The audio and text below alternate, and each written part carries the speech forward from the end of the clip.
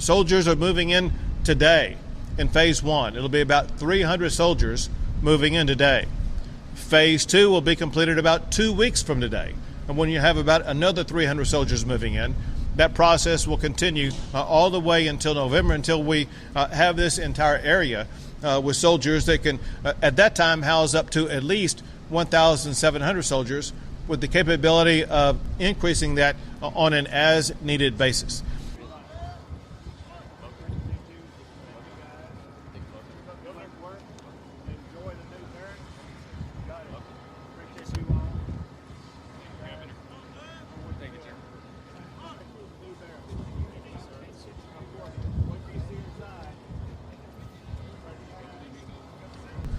This base camp is a far superior strategy that, for one, will allow the state to be able to have our troops right on the border itself, but for another, provide the type of housing and other standards of living that improve the quality of life for the men and women who are wearing our uniform, who are serving on our border.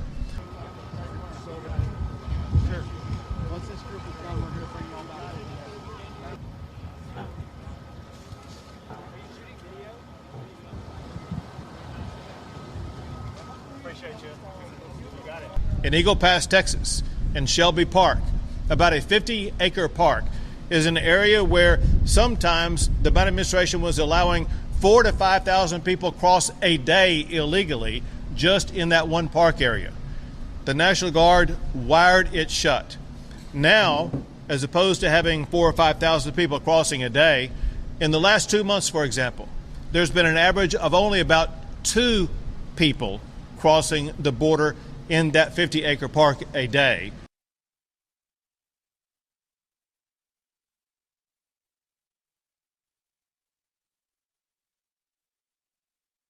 Many of the troops you saw today are coming from a base in Carrizo Springs that's 45, 50, maybe by military vehicle, an hour away. So they have an hour transit time just to get to the border. Some of these 300 troops, too, are also coming from northern base camps, some 30 minutes to an hour away. Obviously, the air conditioning is very good here. It is. Yeah. And there's a kitchenette, there's a fridge inside this cabinet here. Small fridge. All right, come on. There we go. And then around the perimeter, build offices, or what put together? So around the perimeter, I think. What we do, so that's the salad bar. So the line actually starts right here. Okay. So they get the tray, they get their plates, and they go in, and if you see, And then go.